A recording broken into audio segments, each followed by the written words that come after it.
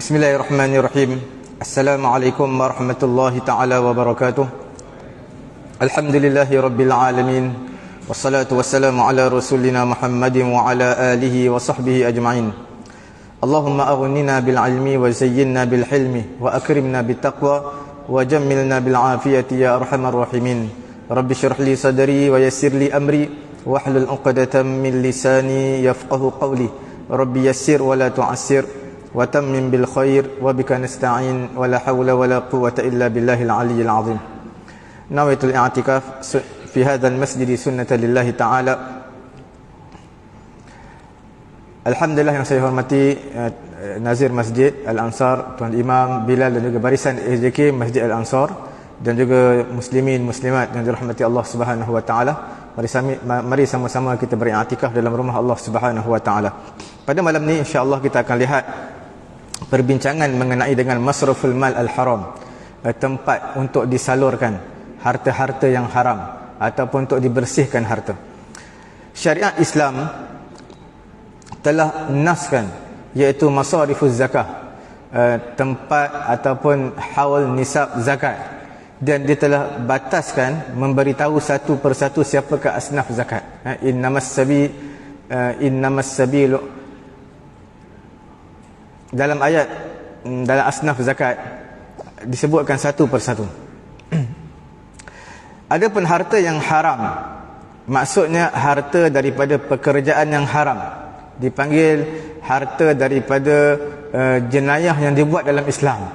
Seperti mana riba. Riba adalah daripada sumber yang haram. Tidak ada riba yang halal, melainkan riba dipanggil sebagai bai'ul araya. Bai'ul araya riba yang halal. Tapi itu perbincangan lain yang mengenai jual tamar di atas pokok. Itu ada syarat-syaratnya, banyaklah garis panduan dia. Cuma secara umumnya riba adalah daripada sumber yang haram. Begitu juga upah, hasil upah yang seorang pelacur dapat, itu juga daripada sumber yang haram. Jual benda-benda yang haram seperti arak dan sebagainya, ini juga adalah dikategorikan sebagai sumber yang haram.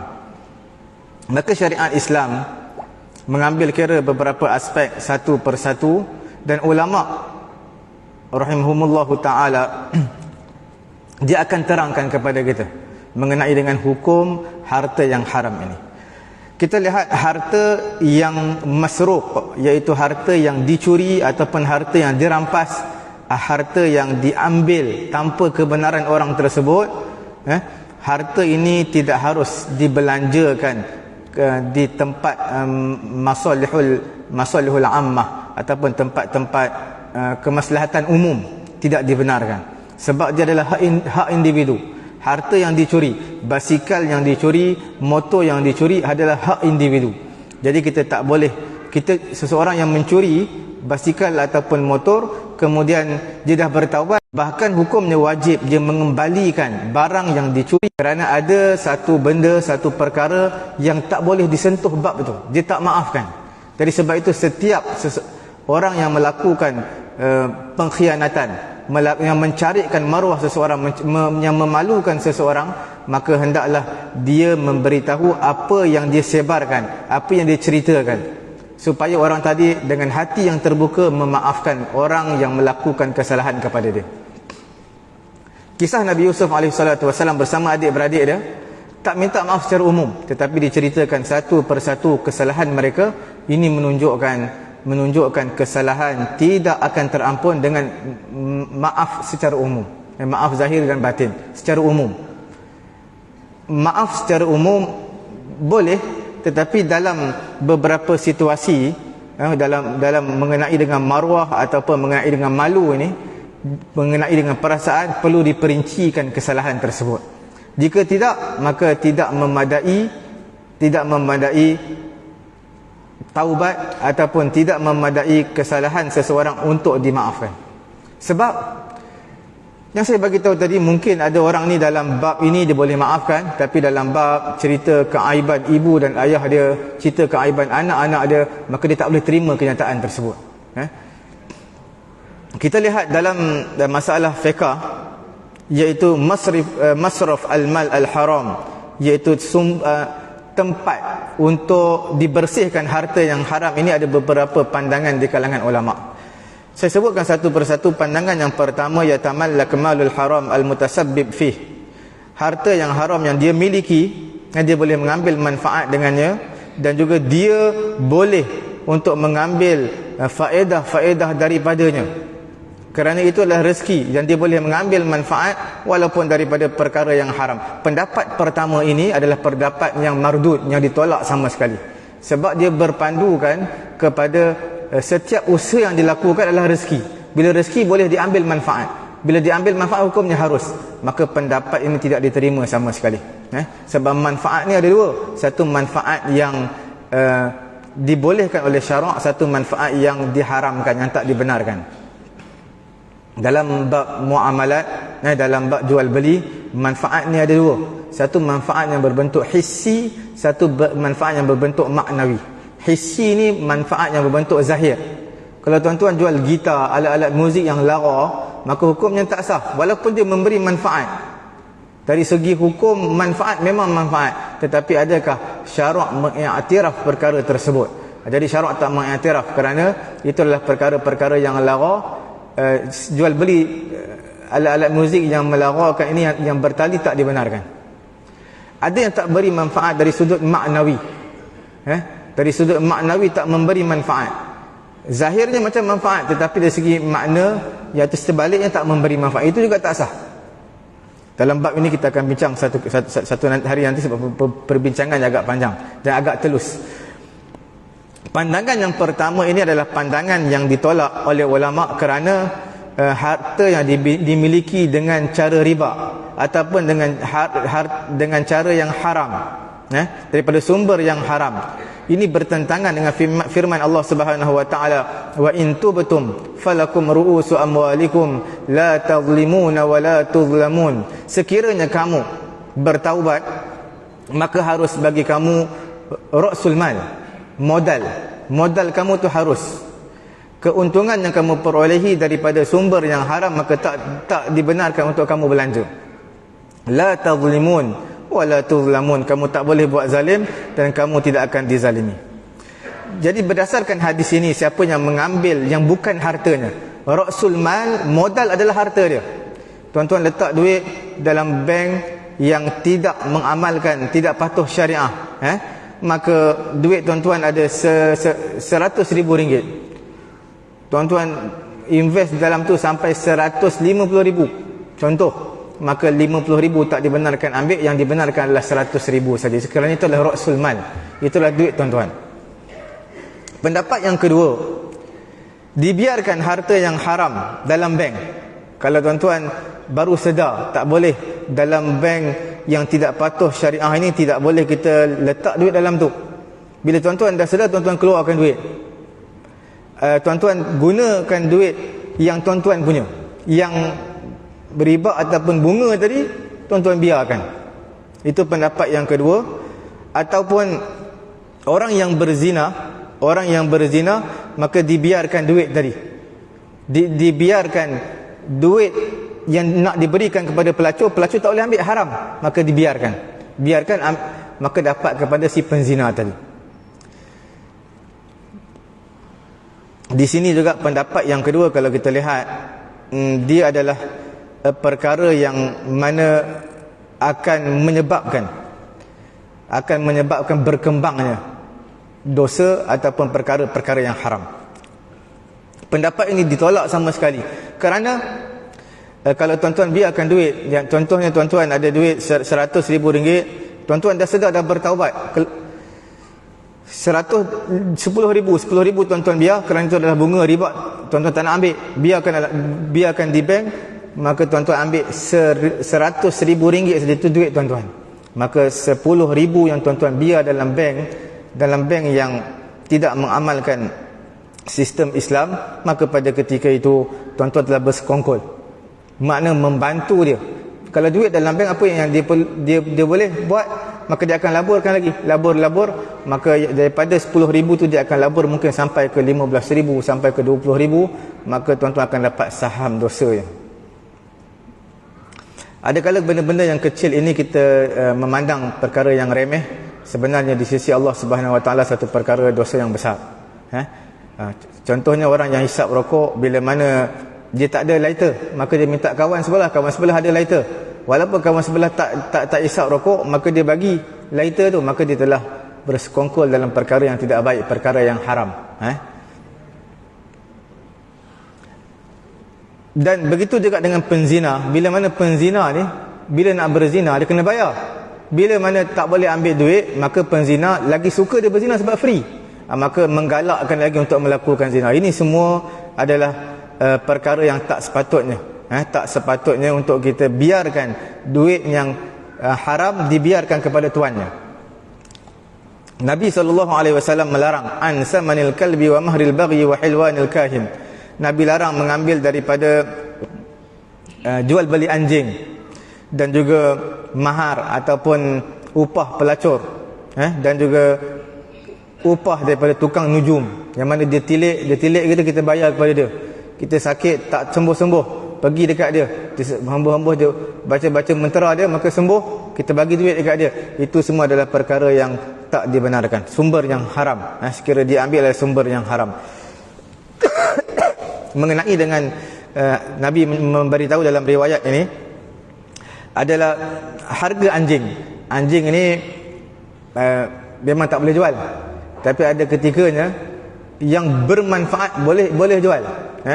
Secara umum tak boleh jual binatang-binatang ni, tapi kalau ada manfaat, kucing pun kadang-kadang sampai 5,000, 8,000, 10,000 ringgit.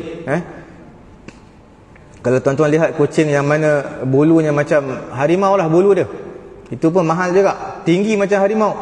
Sebenarnya kucing je, itu pun harga mahal. Anjing pun begitu, sekiranya ada manfaat sehingga ke 20,000, 30,000, 40,000 ataupun lebih, maka itu adalah sekiranya memberi manfaat, maka hukumnya adalah halal, tidak diharamkan. Secara umum haram, tetapi syarat jual beli sekiranya ada manfaat yang harus, maka dibenarkan. Sebab anjing ini penting, sebab orang yang mati perlukan anjing. Orang yang untuk buat siasatan, mati lemas, perlukan anjing. Mati dalam tanah runtuh, perlukan anjing juga, sebab dia nak hidu bau manusia. Kemudian dalam memburu, anjing juga. Orang yang mati rentung, maka anjing kena masuk ke dalam tu, tengok ada bom ke, ada apa ke. Jadi semua ini, anjing ini fungsi dia banyak. Jadi anjing-anjing seperti ini, maka manfaatnya besar. Sudah pasti harganya tinggi dan jual belinya sah. Kadang-kadang harganya menjangkau separuh harga Myvi kita. Tinggi. Bila tinggi, maintenance pun tinggi. Tapi ada manfaat. Ada manfaat, tak jadi masalah, hukumnya sah. Apa-apa jual beli yang mana hukum asalnya tak sah, tetapi sekiranya ada manfaat, maka hukumnya sah. Contohnya banyaklah, cuma kita cukup sekadar itu dulu. Sebahagian di kalangan bank,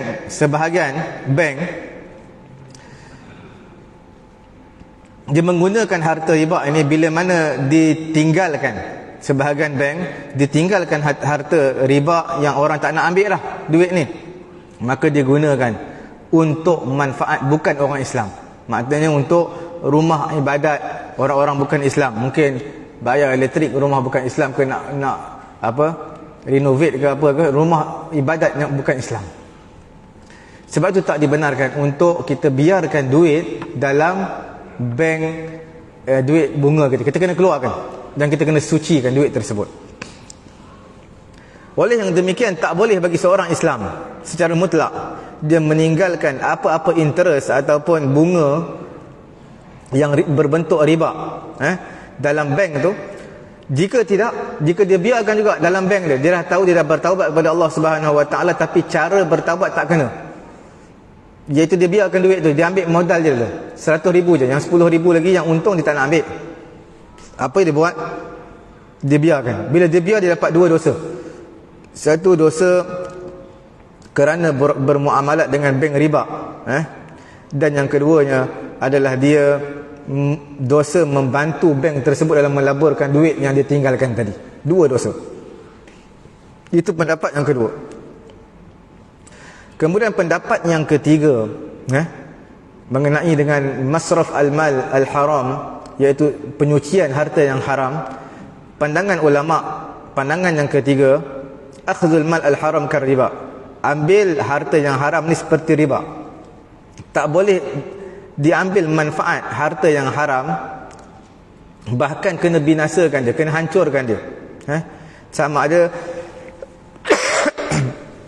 dengan cara membakar, ataupun dengan cara campakkan dalam laut, ataupun seumpama tu, apa-apa yang tak boleh guna duit tadi, bakar dia. Dan tak boleh bersedekah dengan duit tadi, kerana berdasarkan hadis innallaha tayyibun la yaqbalu illa tayyiban.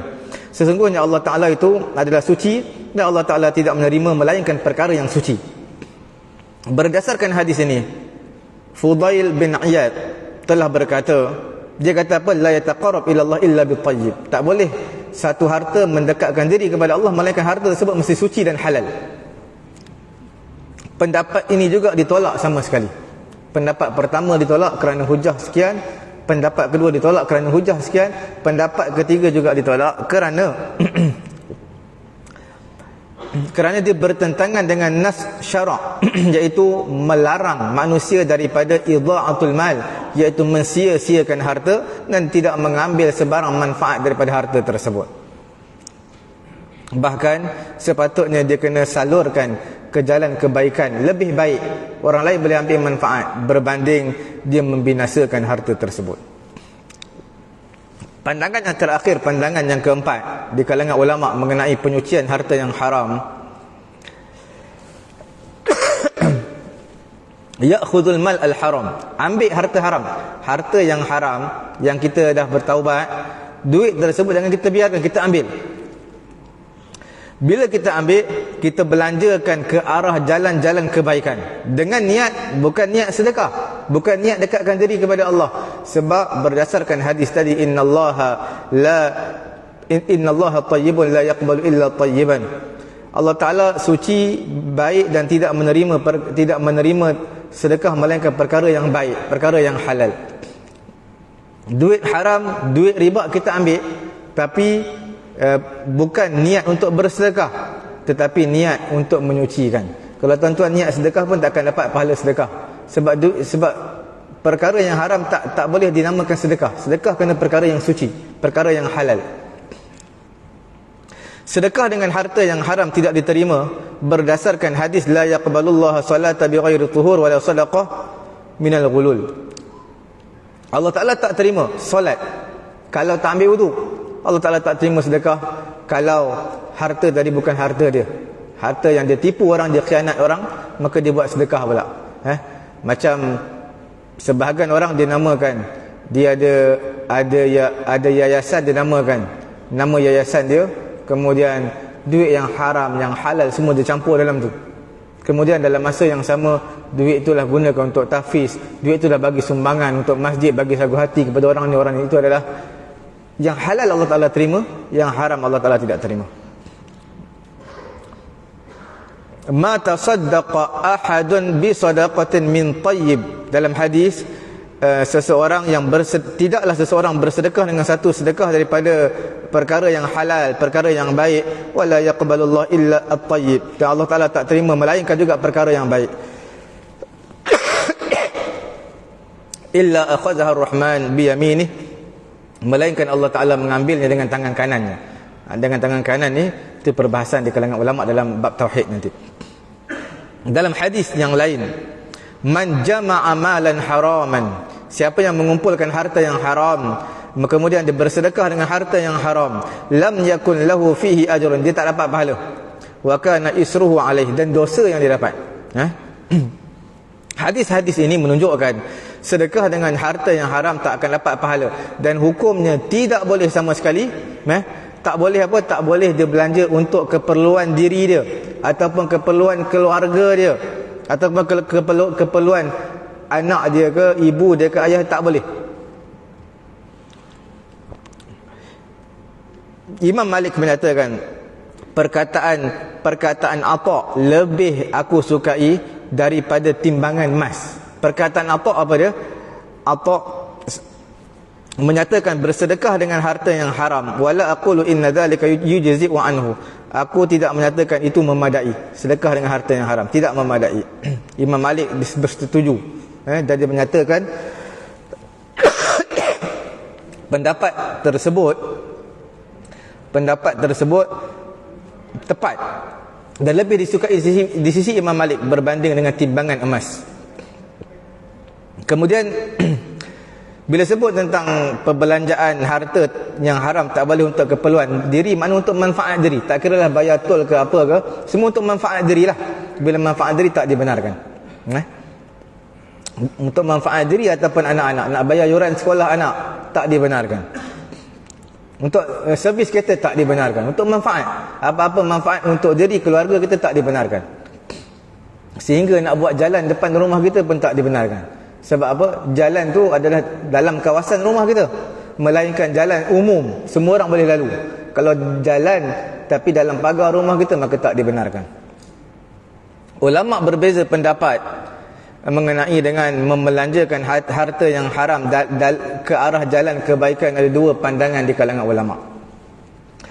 Pandangan yang pertama, mereka kata harta-harta yang haram ini untuk masalihil muslimin, untuk maslahat orang-orang Islam secara umum, seperti mana membaiki jalan, membaiki tandas dan juga alat-alat peperangan,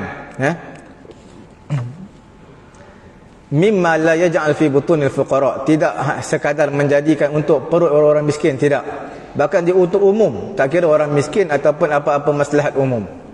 Sebahagian di kalangan ulama meluaskan lagi dan mereka haruskan pula, mereka luaskan konsep wujuhul khair, maslahat umum, jalan-jalan kebaikan ini dengan menggunakan harta yang haram, mereka umumkan lagi, tawassak, mereka mengumumkan dengan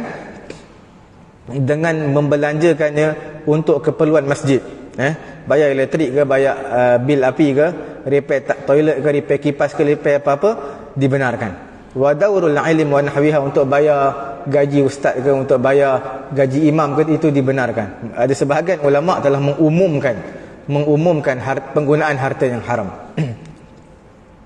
Maka mereka mengambil dalil berdasarkan pendapat ini, mereka mengambil dalil daripada hadis seorang perempuan qaddamat syatan lin nabi, dia telah hidangkan kepada nabi seekor kambing, untuk nabi makan kambing tersebut. Faqala, maka Nabi SAW menyatakan, ajidu lahma syat akhadtu bighairi izni ahliha. Maka dia kata, aku mendapati daging kambing ini diambil daripada tanpa izin tuan dia. Kemudian Nabi SAW menyatakan, at'imuha al-usara, berilah daging kambing ini kepada tawanan-tawanan perang. Maksud tawanan perang adalah orang-orang kafir yang ditangkap oleh orang-orang Islam. Nabi tak makan daging yang disembelih, kambing yang disembelih tanpa izin daripada tuan dia, iaitu kambing curi lah. Nabi tidak makan. Bahkan Nabi suruh beri kepada orang-orang kafir, iaitu orang-orang yang kepada tawanan-tawanan yang di bawah orang-orang Islam.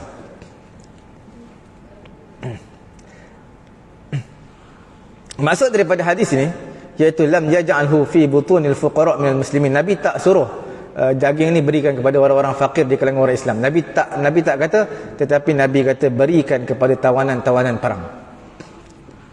Nabi suruh beri kepada tawanan di kalangan orang kafir, dan seumpama demikian min babi aula masalihil muslimin ammah, iaitu maslahat orang Islam secara umum, kita berikan harta yang haram ini untuk kegunaan umum, tetapi tidak boleh di masjid ataupun untuk baiki Quran ke, ataupun beli Quran untuk masjid, surah itu tak dibenarkan berdasarkan hadis yang kita sebutkan tadi.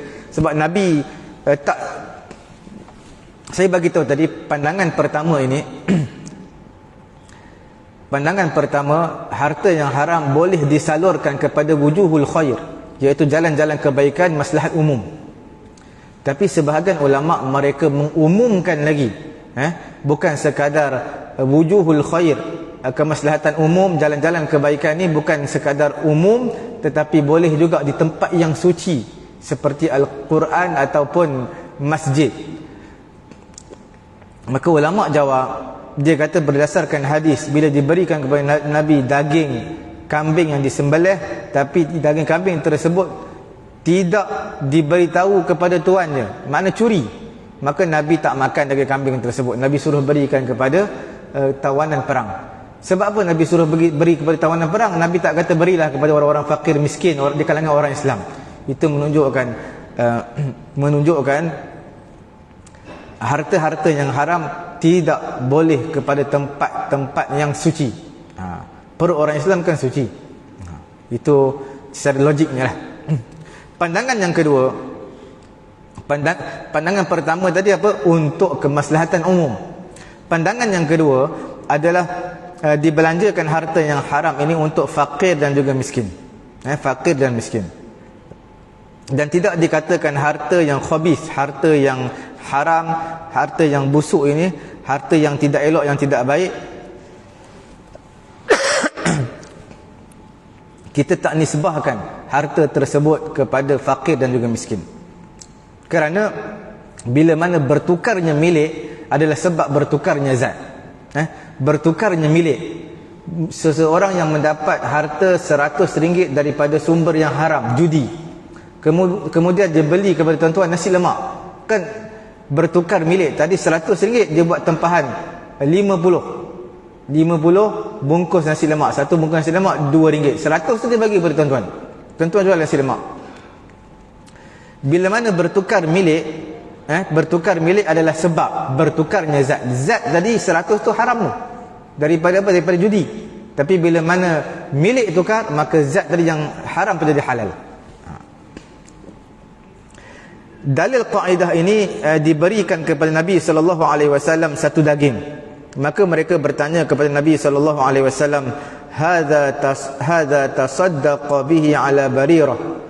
Wahai Rasulullah, daging ini adalah harta sedekah. Nabi tak makan harta sedekah.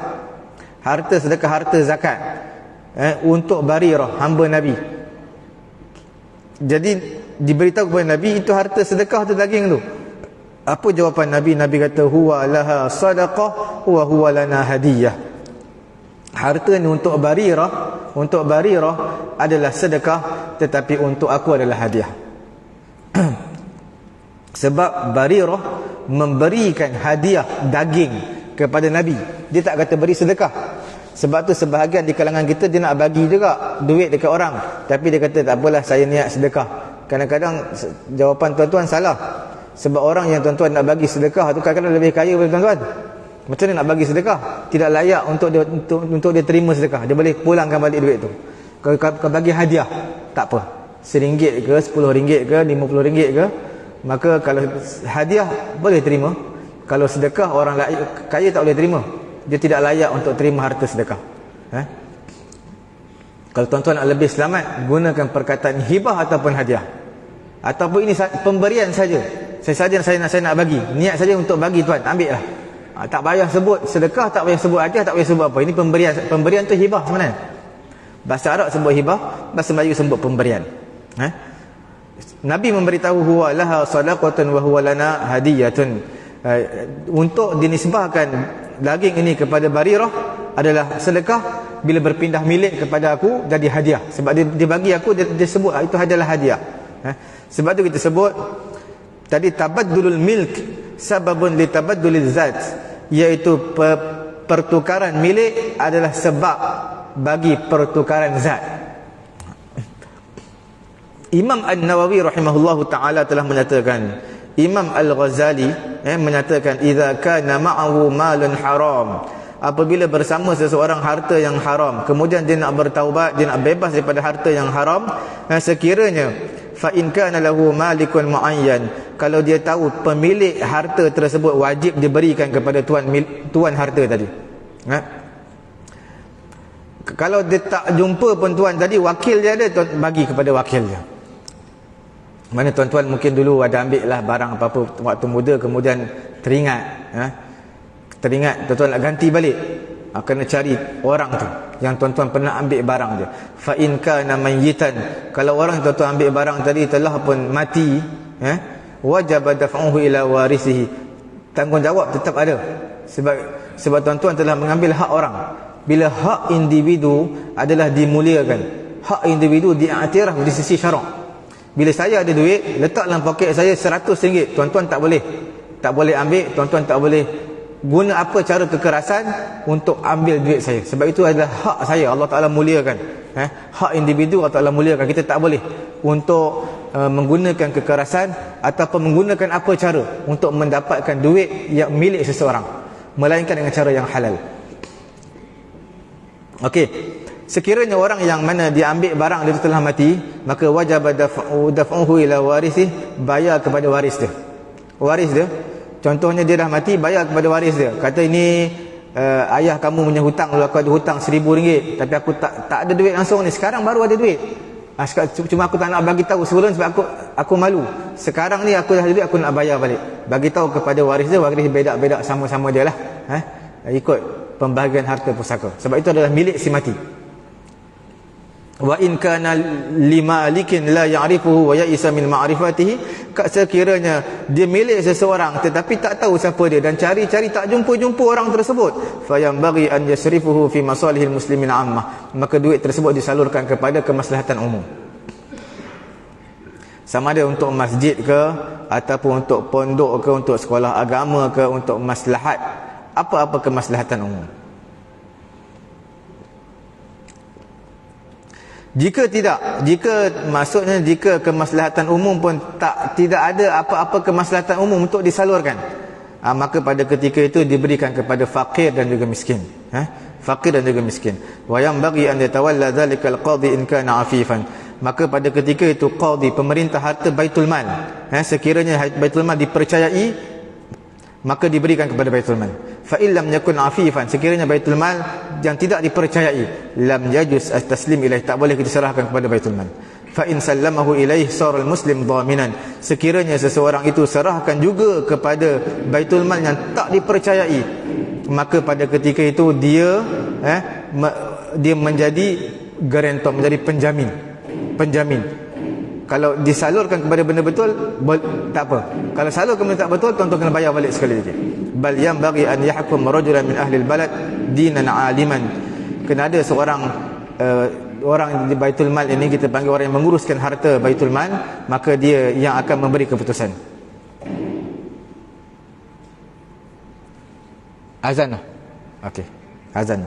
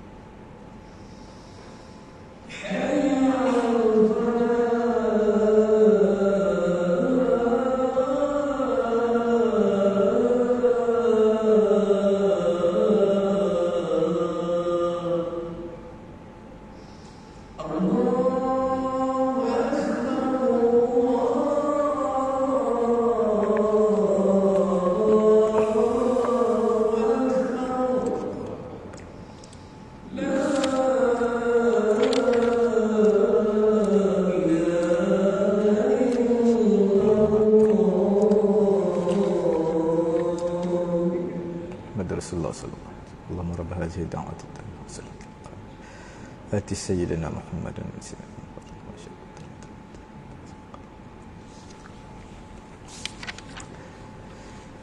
Kita sambung sikit lagi, iaitu orang yang bersedekah ni, orang yang nak sucikan harta yang haram, dia boleh ambil harta dia sekiranya dia miskin.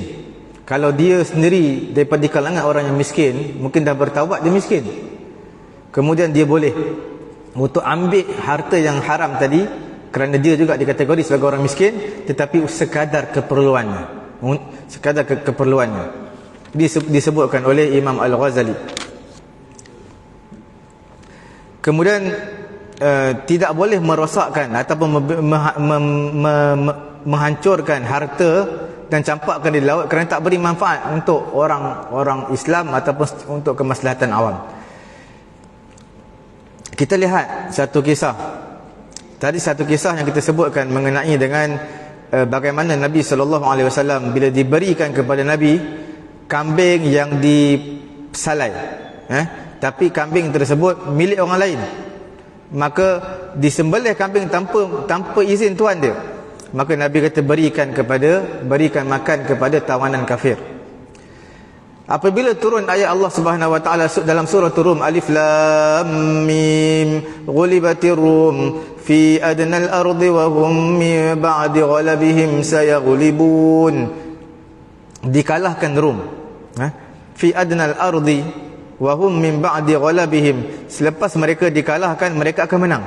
Maka pada ketika itu orang-orang musyrikun, orang-orang kafir, mereka mendustakan ayat Quran ni. Mereka berkata kepada sahabat Nabi, ala tarawna ma yaqulu sahibukum, tidakkah kamu lihat apa yang tuan kamu kata, sahabat kamu kata, itu Nabi SAW yang mendakwa Rum ini Rum ni akan menang. Maka pada ketika itu Abu Bakar telah melakukan taruhan dengan orang-orang musyrikun, orang-orang musyrikin Mekah, dengan izin Nabi SAW. Nabi beri izin untuk membuat taruhan pada ketika itu.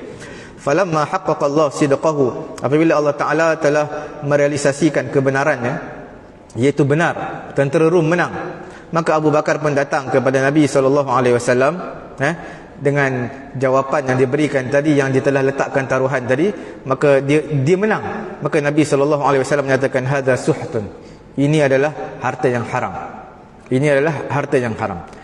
Maka fatasaddaqa bih, Abu Bakar sedekahkan harta tersebut, dan orang-orang Islam bergembira dengan kemenangan yang Allah Ta'ala berikan.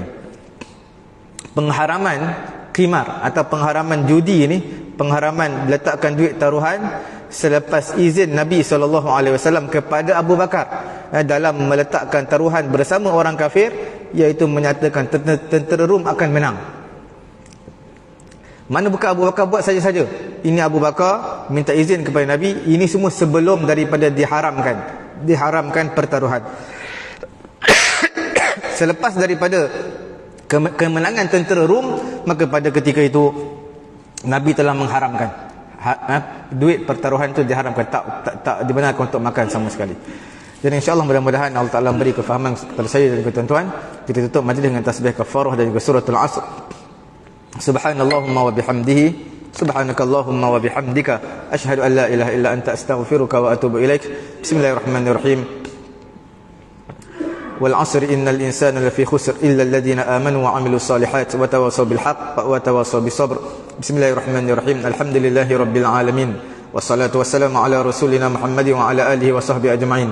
Allahumma anfa'na bima 'allamtana wa 'allimna ma yanfa'una wa zidna 'ilma. Alhamdulillahi ala kulli hal wa na'udzu billahi min hali ahli an-nar. Wassallallahu ala sayyidina Muhammadin wa ala alihi wa sahbihi ajma'in. Alhamdulillahi rabbil alamin. Taqabbalallahu minna.